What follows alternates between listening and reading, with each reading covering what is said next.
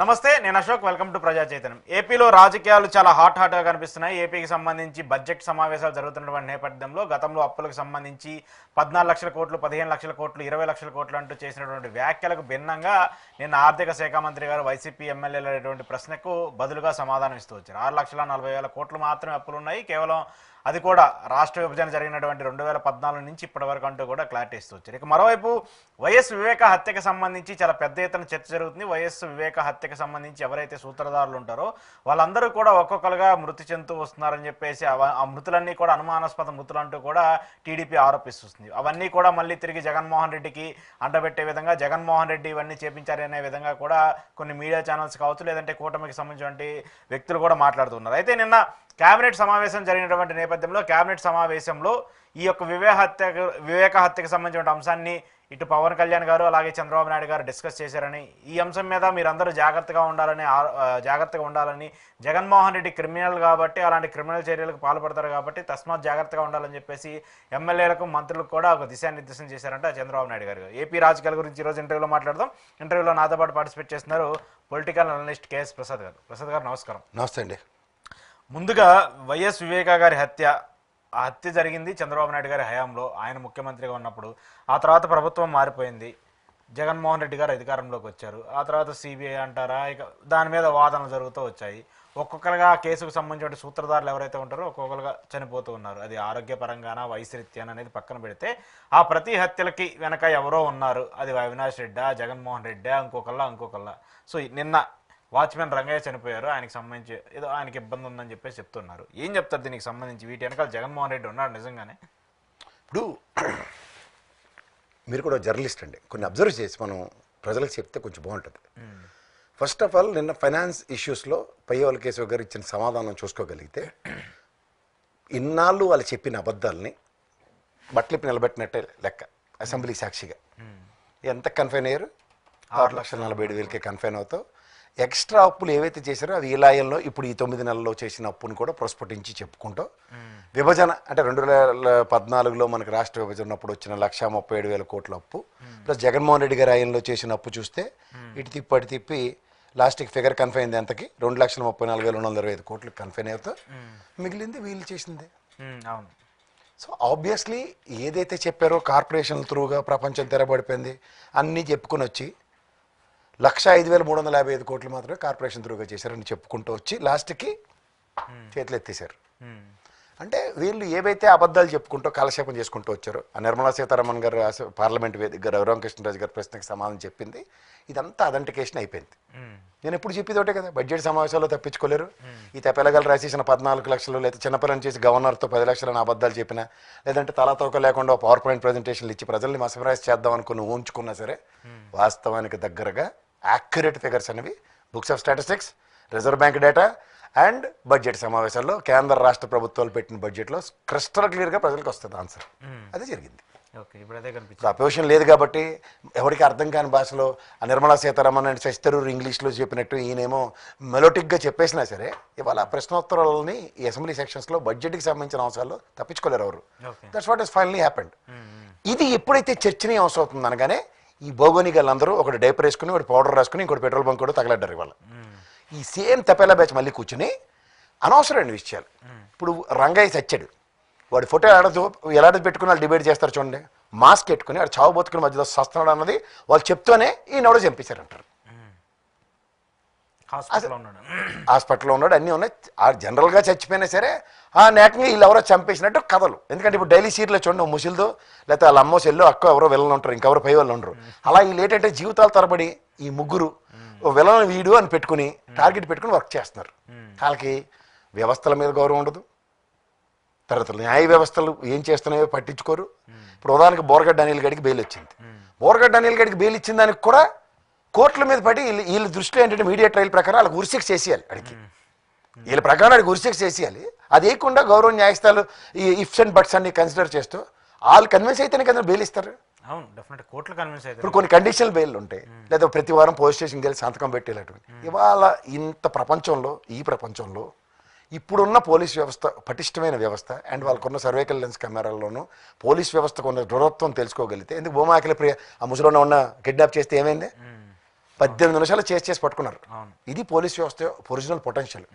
అలాంటిది ఆంధ్రప్రదేశ్లో ఎన్ని కేసులు చేశారో నాకు ఆ పోలీస్ వ్యవస్థ మీద అపారమైన గౌరవం ఉంది.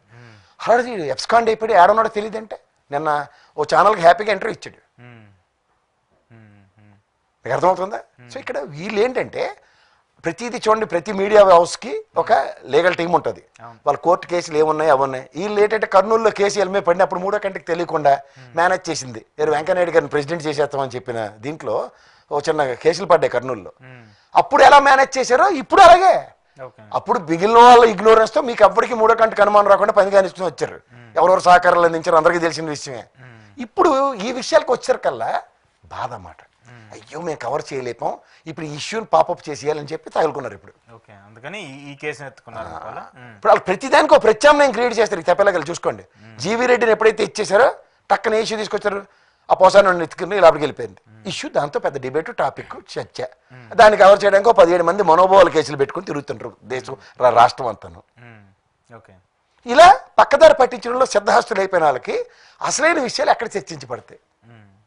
అప్పులు ఊబిలో శ్రీలంక చేసేసాడు, జింబాంబే చేసాడు, చచ్చిపోయాం అందరూ ఇంక బతకలేమని చెప్పిన దగ్గర ఎప్పుడైతే 100 కోట్లే మీరు ఉంచి ఇంకా అప్పులు పుట్టవన్నాడు ఎలా పరిపాలించారు బాబు కరోనా టైంలో అని ప్రజలు ఎక్కడ చర్చిస్తారు అని చెప్పి ఈ దరిద్రాలను తీసుకొచ్చి మన ఎత్తికెడతారు. మీకు అర్థమవుతుందా? ఓ పక్క అవినాష్ రెడ్డి అది ఎప్పుడు ఆవ్యాసమే. మీరు గమనించుకోండి, కావాలంటే మొదలెడతారు హూకెళ్ళి బాబాయ్, అదే వివేకానంద రెడ్డి మాటరు. ఇంకా అమ్మకి చెల్లికి అక్కి అన్యాయం చేసింది కదా వాళ్ళ ఫ్యామిలీ ఇష్యూ. వీళ్ళు అందరి ఫ్యామిలీలు ఎవరికి లొసుగులు లేకుండా ఉన్నారా? ఇప్పుడు రామారావు గారు ఒక అమ్మాయి ఏకంగా సూసైడ్ చేసుకుని చనిపోయింది. అది ఎవడైనా ఇష్యూ డిస్కస్ చేసి ఒక్క ఎక్స్టెన్షన్ ముందుకెళ్ళిందా? పాప తనేదో మానసిక పరిస్థితి కరెక్ట్ లేదు, లేదా ఏదో ఆరోగ్య పరిస్థితులు. రామారావు గారు అమ్మాయి కదా, ఆవిడ చనిపోతే ఏమైనా డిబేట్ ఎక్స్టెండ్ అయిందండి? నెక్స్ట్ డే టాపిక్ ఉందో చెప్పండి. వీళ్ళేటండి వీళ్ళు ఇలాగా అసలు. పోనీ ఆ రంగయ్య గడు ఏమన్నా ఆయన తీసుమారు కానీ ఆఫ్టర్ ఆల్ వాచ్మెన్ గడు. ఇప్పుడు సిబిఐ వాళ్ళు ఆయన పిండి పిప్పు చేయకుండా వదులుతారా? పోనీ వీళ్ళకి నిజంగా వీళ్ళకి ఎంత ఉన్నప్పుడు ఈ గవర్నమెంట్ రాగానే ఎవరైతే పోనీ ఉదాహరణకి చచ్చిపోయిన వాళ్ళ మీద వీళ్ళకి ఎంత కన్సర్న్ ఉంది కదా, అయ్యో వీళ్ళు విట్నెస్లు అందరూ చచ్చిపోతారంటే విట్నెస్ ప్రొటెక్షన్ అన్నది ఒకటి ఉంటే ఇచ్చేస్తే ఓ 10 మందిని గస్తీలు ఇవ్వండి, ఆ దత్తగిరిగడికి ఇచ్చి తిప్పుకుంటారు కదా కాన్వాయిల్లో నట్లను. చేయరు, వీళ్ళు చేయవలసిన పనులు వీళ్ళు చేయరు, కానీ ప్రజల్లో చర్చనీయాంశం చేయాలి. పవర్ ఉంది, గవర్నమెంట్ ఉంది కాబట్టి ఆ డాక్టర్ గారు వెళ్ళి బ్యారక్ సంబంధమే లేదు, ఆ దత్తగిరి ఎవరో తెలియదు ఆయనకి, అవతల పక్క వెళ్ళి మామూలు ట్రీట్మెంట్ ఇచ్చి ఆ వీడియో ఫుటేజ్ స్టిపులేట్ టైం ఉంటుంది కదా, అది ఎగిరిపోగానే మళ్ళీ కోర్టులో కేసు ఎట్టి రెడీ అయిపోయారు. అంటే ఇక్కడ నేను ప్యారలల్గా అంటే నేను చూస్తుంది నా అవగాహన సంబంధించి మనం చాలాసార్లు మాట్లాడుకుంటూ వచ్చాం ఈ కేసులకు సంబంధించి ఏంటి అనేది అన్నీ కూడా. ఇక్కడ ఒక పాయింట్ ఏంటంటే ఇప్పుడు దీంట్లో ఈసీ గంగారెడ్డి గారు కూడా ఉన్నారు, భారతి గారికి సంబంధించి వాళ్ళ తండ్రి గారు, వాళ్ళ నానండి, అది వాళ్ళ తండ్రి గారు చనిపోయాడు. ఆయన గుండెపోటు రాత ముసలికి ఓ వయసు వస్తే ఇప్పుడు మా నాన్నగారిని నేను కరెక్ట్గా 60 సంవత్సరం కోల్పోయాను. ఆయన కనీసం ఒక్క బలుకు కూడా వేసుకోడు ఆయన, కానీ ఆయనకి క్యాన్సర్, ప్యాంక్రియాస్, గాల్ బ్లాడర్, ఆ దిక్కుమాల షుగర్, బొర తక్కువ డాక్టర్లు అందరూ ఇష్టం వచ్చింది షుగర్ ట్రీట్మెంట్లు. వాడేమో అన్నమే తినొద్దంటారు ఆయన్ని. దాన్ని over period of time I lost my dad at 60.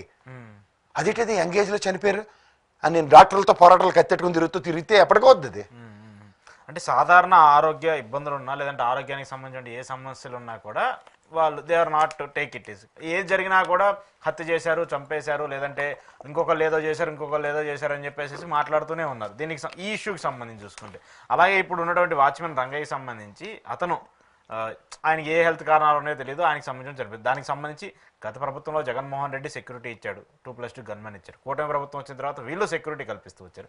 Security ఇచ్చినా కూడా మరి ఆయనకి ఏదో అట్టు పెడితే దోశ పెట్టారు, నాకు తెలియదు, నేను కూడా కొన్ని మీడియా ఛానల్స్లో చూసి ఉన్నాను. దోశ పెడితే ఆ తిన్న వెంటనే ఆయనకి ఆరోగ్యం బాడీలో ఏదో చేంజెస్ వచ్చేసి చనిపోయారని చెప్పేసి చెప్తున్నారు. ఏంటి అసలు ఇది రాజకీయంగా అంటే కుట్ర అని అనుకోవాలా, లేదంటే రాజకీయ వ్యాఖ్యల కోసం ఇవన్నీ కంటిన్యూ అవుతున్నాయి అనుకోవాలా? నా పర్సనల్ ఎక్స్పీరియన్స్ చెప్తాను. మా ఆంటీ ఒక ఆవిడ, she's a high sugar patient, ఆవిడకి బ్రేక్ఫాస్ట్ అది అలవాట్లేదు. వర్క్ చేస్తూ కొలాప్స్ అయిపోయింది ఆవిడ. అందరూ ఆగవేగాల మీద హాస్పిటల్కి తీసుకెళ్ళి డాక్టర్ దగ్గర చూపిస్తే డేట్ చేసాడు తెస్తాడు డాక్టర్. పల్స్ పట్టుకుని అన్నీ చూసి షుగర్ బాగా డౌన్ అయిపోయిందండి అని చెప్పి నోట్లో ఇంత చిన్న షుగర్ వేసాడు. ఆవిడకి కాన్షియస్లోకి వచ్చింది. లేచిన వెంటనే అర్జెంట్గా టిఫిన్ పెట్టండి అన్నారు. అలాగే మీరు చెప్పినట్టే మావాడు వెళ్ళి దోశ తీసుకొచ్చి ఇచ్చాడు, ఆవిడ దోశ తింది, సెట్ అయిపోయింది. ఇదేంటంటే షుగర్కి దోష ట్రీట్మెంట్ ఏంటంటే నన్ను చంపేస్తే డాక్టర్ని ఉరేసేస్తే ఏమైనా అర్థం ఉందా? ఇది డిబేట్ అలాగే పెడతాడు.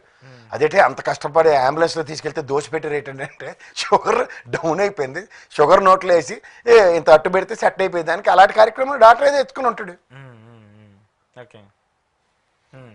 సో ఇవన్నీ కూడా కేవలం అలాంటి ఆరోపణలు తప్పితే అవన్నీ అట్టర్ నాన్ సెన్స్ సార్. ఇప్పుడు ఈ రోజు వచ్చిన సిచ్యువేషన్స్లో ఆఫ్టర్ కరోనా కొంతమందికి ఎఫెక్ట్లు ఎలా ఉంటున్నాయి చూడండి. పునీత్ రాజ్ కుమార్ గారు చిన్న పిల్లడైనా, ఆయన ఏజ్ ఎంత సార్? ఆయన ఎక్సర్సైజ్లు చేసి టక్కని కొలాప్స్ అయిపోయి చచ్చిపోయాడు. ఎవరు మన నాట్ ఓన్లీ ఒక హీరోని కదా, చాలా మంది. ఆయన అండి మేకపాటి గౌతమ్ రెడ్డి తారక రత్న మీతో పాటు నడుస్తే కొలాప్స్ అయిపోతే మరి దాన్ని ఇష్యూ చేయకూడదు ఎవడను. తారకరత్న గారు పాపం ఆయన కూడా హార్ట్ స్ట్రోక్ వచ్చింది. దట్టు ఇప్పుడు రంగయ్య గారు ఆయన చిన్న వ్యక్తి కదా, 62 సంవత్సరాలు ఉన్నాయి. ఎంతైనా సరే ఈ రోజు ఏజ్కి ఏమైనా లిమిట్ ఉందా? లేదు లేదు. పునీత్ సారు, గౌతమ్ రెడ్డి, తారక రత్న ఇంతమంది కళ్ళ ముందు మనకే ప్రత్యక్ష ఎగ్జాంపుల్స్ వస్తూ కార్డిక్ అరెస్ట్లు అవన్నీ ఎలా జరుగుతున్నాయండి? న్యూస్ చదువుతో కొలాప్స్ అయిపోయినా ప్రెసిడెంట్లు కూడా పెద్ద పెద్ద వాళ్ళని చూస్తున్నాం. అబ్దుల్ కలాం గారు ఎలా చనిపోయారు సార్? ఎవరి దాకా ఎందుకు ఆ మానవుడు ఎలా చనిపోయాడు? Okay okay. సో ఇవన్నీ రాజకీయ కోణాల కోసం ఏదో రాజకీయ కోణం కాదండి. ఈ దరిద్రులకి వాళ్ళకి డైలీ సీరియల్ నడిపించుకుని వాళ్ళకి తీసుకొచ్చి ఆ న్యూస్ రీడర్ చేస్తే ఇలాగే ఉంటుంది. అందుకే జర్నలిస్ట్ న్యూస్ రీడర్కిను యాంకర్లు న్యూస్ రీడర్లకి చాలా తేడా ఉంటుంది. కర్మకాల డిబేట్లు కూడా యాంకర్లు చేస్తే ఇలాగే ఉంటుంది. ఓకే.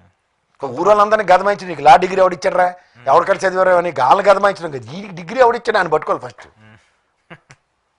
ఓకే సరే. అయితే ఇప్పుడు ఏంటి ఈ కేసులకు సంబంధించి హైకోర్టు ఏమో కొంత ఆగ్రహం వ్యక్తం చేస్తూ వస్తుంది. మీరు ఎలా కొన్ని సెక్షన్స్ అయినా కొంతమంది రిలాక్సేషన్స్ కూడా వస్తున్నాయి. పోసానికి ఆల్రెడీ కడప మొబైల్ కోర్టులో బెయిల్ వచ్చింది. కడప మొబైల్ వచ్చింది, వాళ్ళు కర్నూలు నుంచి ఎత్తుకొచ్చారు అక్కడికి విజయవాడ కేసు.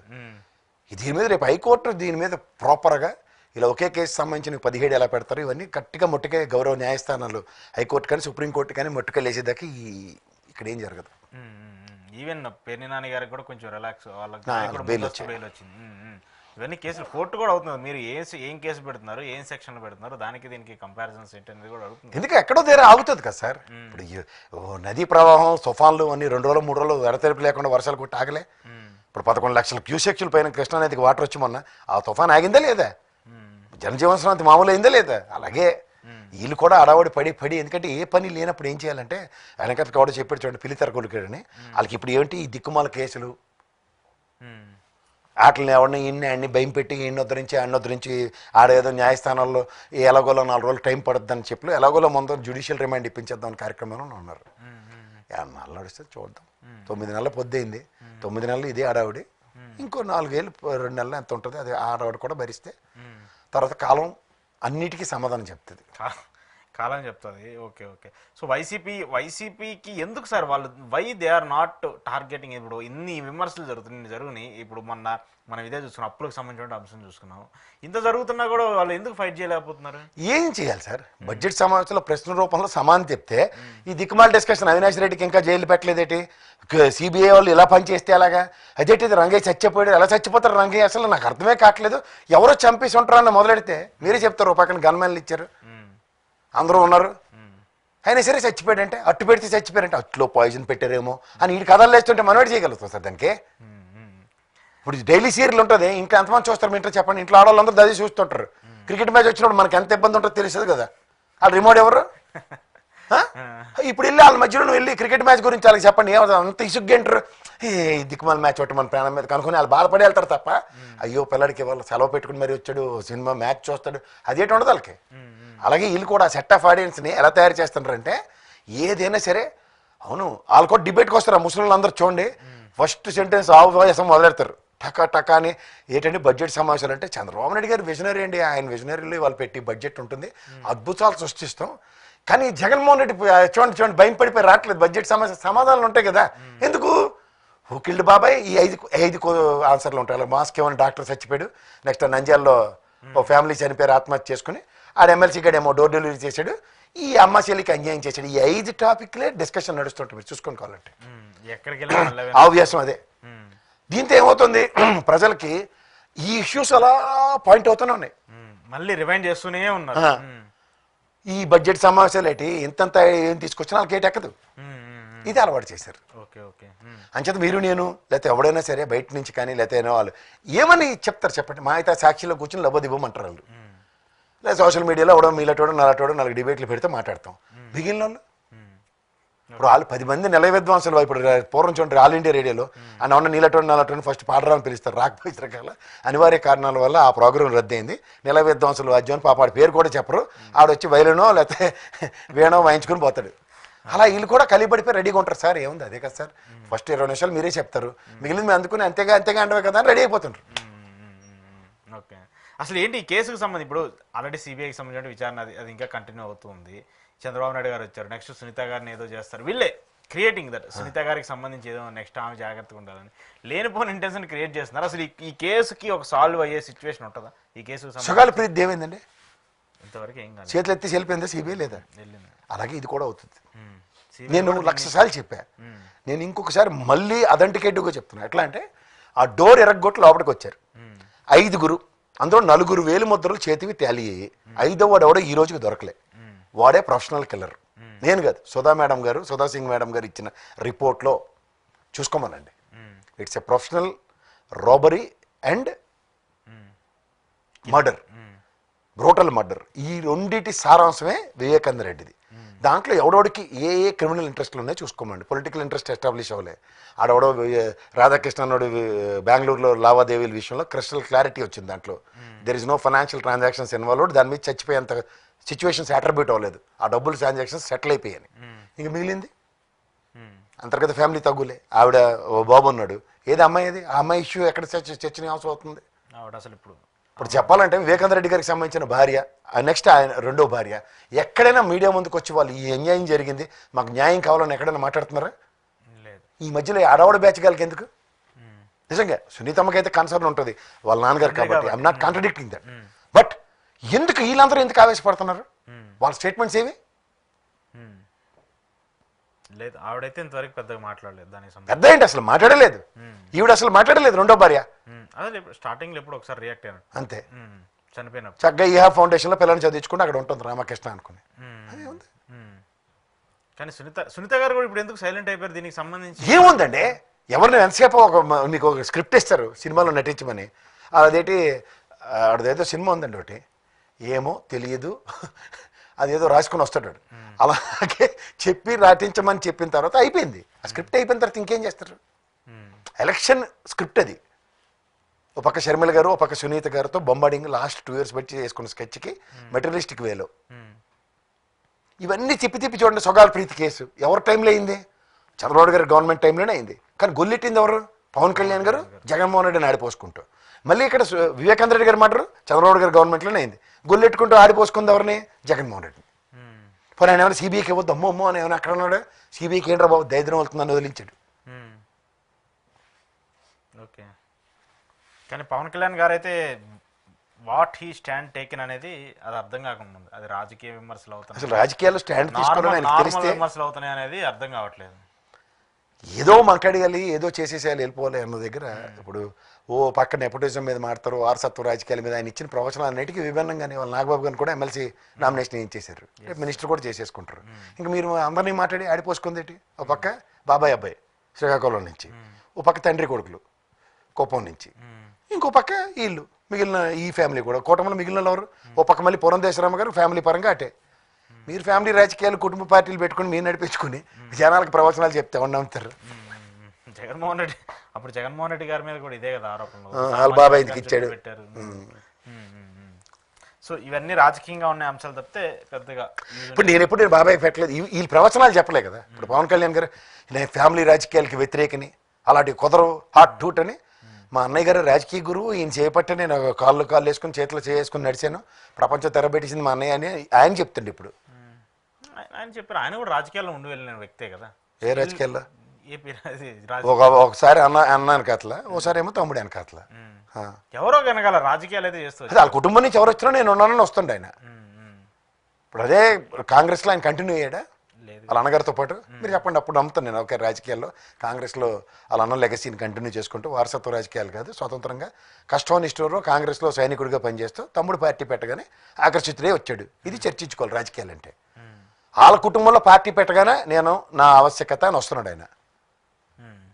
దానికి రాజకీయాలంటే ఏ ప్రాతిపదిక? చాలా సార్లు చెప్పారు కదా చిరంజీవి గారు, ఇది నా అప్డేటెడ్ వర్షన్ జనసేన అనేది 2.0. అవునండి, ఆయన చెప్పాడు. నేను ఆయన గురించి నేను మాట్లాడట్లేదు, నేను నాగబాబు అనే ఐడెంటిటీ గురించి చెప్తున్నా.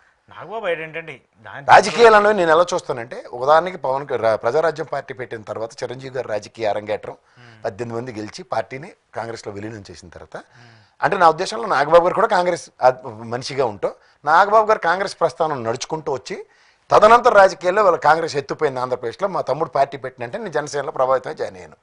అలాగే చూడండి, పురంధేశ్వరం బీజేపీలో జాయిన్ అయింది, కిరణ్ కుమార్ రెడ్డి చెప్పు పార్టీ అని లాస్ట్కి మళ్ళీ బీజేపీ సన్నిధానం, ఇవన్నీ మనం గమనించాం కదా. ఎగ్జాంపుల్స్ చెప్తున్నాను. ఇట్లా ఈయన డెవలప్మెంట్ కూడా ఉంటే వీఆర్ నాట్ కాంట్రడిక్టరీ. ఆయన కాంట్రడిక్ట్ చేయడానికి ద గ్యాప్ ప్రజారాజ్యం విలీనం దగ్గర నుంచి is not a Congress man till Janasena 2014 దాకా. అదైతే కంటిన్యూ అవుతుంది. అది ఖచ్చితంగా అవకాశవాద రాజకీయం, ఫ్యామిలీ అవకాశవాద రాజకీయం అంటారు దాన్ని. ఆయన రాజకీయాల్లో ఆయన ఎంతో కొంత పార్టీ కోసం పనిచేసాడు. నేను అవన్నీ చెప్పట్లే, నాకు కంటిన్యూటీ ఆఫ్ ఏ పొలిటికల్ ఏరాలో ఒక presence of A political leader అది చెప్తున్నా. నాకు సమ్మర్ హాలిడేస్ వచ్చాయి, వింటర్ హాలిడేస్ వచ్చాయి, ఎలిజిబుల్ ఆర్ నాట్? నా దృష్టిలో అయితే ఎలిజిబుల్ కాదు. Is not right person for some ministries అంట. లేదా చూడండి, ఫ్యామిలీలో నాతో పాటు చిన్నప్పుడు చూడండి తోడు నడే సినిమాలు కాదు కదా. బేసిక్గా రాజకీయాలు నేను నా విశ్లేషణలో నేను లోకేష్ గారు ఎమ్మెల్సీ మినిస్టర్ అయిన దగ్గర నుంచి నేను ఏ రోజు ఒక తరో లీడర్ కింద నేను ఎప్పుడు యాక్సెప్ట్ చేయలేదు. మీకు తెలుసు ఆ విషయం. ఇవాళ ప్రజాస్వామ్యంలో గెలిచి నిలబడి వాళ్ళని యాక్సెప్ట్ చేస్తే అప్పుడు మాట్లాడదాం, అంతేకాని ఇప్పుడు గెలిచారు ఇప్పుడు యాక్సెప్ట్ చేయొచ్చు కదా. Now is a leader. నేను ఎప్పుడు ప్రజాస్వామ్యంలో ప్రజల యాక్సెప్టెన్స్ ఉండకుండా ఆల్టర్నేటివ్ మెకానిజంతో రాజకీయాలు చేసేస్తాం వీళ్ళు అంటే, ఈ జయరాం రమణేశ్వర ఇలాంటి వాళ్ళు నేను ఎప్పుడు స్పేర్ చేయను. జనసేన వాళ్ళు చాలా ఆగ్రహంగా ఉన్నారు. ఒక విధంగా చెప్పాలంటే పాపం వాళ్ళు బయట మాట్లాడలేకపోతున్నారు. కానీ సీట్లు త్యాగం చేసిన వాళ్ళు, లేకపోతే ఏదో పార్టీకి సంబంధించిన చాలా వస్తాయని చెప్పేసి కార్పొరేషన్కి సంబంధించి వాళ్ళైతే ఇప్పుడు చాలా తీవ్ర వ్యతిరేకంగా ఉన్నారు. ఎందుకంటే ఒక సామాజిక వర్గానికి సంబంధించి మనం ఎంత చేసాము, మనకి ఇంకా కన్సిడరేషన్స్ రావట్లేదు అనేది ఇప్పుడు ఎక్స్పెక్టేషన్స్ అండి. మీరు ఎక్స్పెక్టేషన్స్ ఇక్కడ పెట్టి మీరు ఇక్కడ పనిచేస్తున్నారు అనుకోండి, ఈ గ్యాప్ని ఎవరు ఫిల్ చేయలేరు. ఇప్పుడు వాళ్ళు మీరు ముఖ్యమంత్రి అభ్యర్థిగా పోర్ట్రేట్ చేయడం, తర్వాత మన సామాజిక వర్గం నుంచి మనకే ఐడెంటిటీ క్రియేట్ చేయండి, అలాంటి ప్రొకేషన్స్తో ముందుకు వచ్చి సడన్గా కాడొదిలేసి ఏదన్నా సరే అంతేగా అన్న సరెండరింగ్ పాలిటిక్స్లో సర్వైవల్ గురించి ఆలోచించి సెట్ అయిపోయిన బ్యాచ్ కిందే అభివర్ణిస్తారు. ఒక ఫైటర్ కింద నిలబడి చావోరేవో కక్క డొక్కలు తినుకుని రెండోసారి కూడా ఓటమి చూసి మూడోసారి మళ్ళీ నిలబడి ఒక ప్రత్యామ్నాయాన్ని నేను క్రియేట్ చేస్తానన్న విధి విధానాలతో ముందుకెళ్తూ నాయకుల యొక్క పోరాటం, సమాజంలో ఉన్న ప్రతి కష్టం మీద ఒక అపోజిషన్ వాయిస్ ఇస్తూ ఒక అపోజిషన్ లీడర్గా నిలబడుతూ ఇవన్నీ కనబడ్డాయి అనుకోండి sir, over period of time డెఫినెట్గా కన్సిడరేషన్స్ ఉంటాయి. అది ఏదీ లేకుండా నేను సర్వైవ్ అయిపోవాలని ఒక పరాణ బుక్కుల్లాగా చేస్తే మాత్రం ఆ టాలరెన్స్ ఎప్పుడూ తక్కువే ఉంటుంది. అదే పవన్ కళ్యాణ్ గారికి జనసేన పార్టీకి ఉన్న ప్రాబ్లం. అందులో ఎక్స్పెక్టేషన్స్ వాళ్ళ పార్టీలో ఉన్న వాళ్ళందరికీ చాలా అత్యధికంగా ఇచ్చి కూర్చోబెట్టుకున్నారు. సో దాంట్లో ఏమవుతుందంటే వాళ్ళు రాజకీయ క్షేత్రంలో ప్రతి ఒక్కళ్ళు యాస్పిరెంట్సే ఉంటారు. డెఫినెట్గా ఉంటారు. కొంతమంది కొన్ని కారణాలతో త్యాగం చేసిన, but end of the day వాళ్ళ పొలిటికల్ కెరియర్ ఖండం అయిపోతుంది అనుకోండి, వాళ్ళు ఎవరు ఆవేశకావేశాలకు గురి కాకుండా ఉండలేరు. అది వాస్తవం కూడా. ఎందుకంటే కొంతమంది స్ట్రైట్ లైన్లో ఇప్పుడు పవన్ కళ్యాణ్ గారు అంటే వేరే అభిమానులు కొంతమంది ఒక సెట్ ఆఫ్ పీపుల్ ఉంటారు, వాళ్ళ commitment levels are totally different with political ambitions ఉన్న వాళ్ళకి చాలా డిఫరెంట్ ఉంటుంది. దానికి ఇప్పుడు ఎగ్జాంపుల్ మనకు వర్మ గారే కనిపిస్తున్నారు, పిఠాపురం వర్మ గారు. పిఠాపురం వర్మకి మామూలు కష్టాలు కాదు. ఓ పక్క కన్సిడరేషన్స్ ఫర్ హిస్ పొలిటికల్ కంటిన్యూషన్కి ప్రాబ్లం ఉంటుండగా ఒక ప్రత్యర్థిని పెండకంటి దొరబాబుని తీసుకొచ్చి నెత్తికెట్టారు. ఇప్పుడు ఆ ఫ్రిక్షన్ ఎలా ఉంటుందంటే, గత ఎమ్మెల్యే ఇప్పుడు ఎంత కాదన్నా మాజీ ఎమ్మెల్యే కింద ఒక శాంచ్యూటీ ఉంటుంది.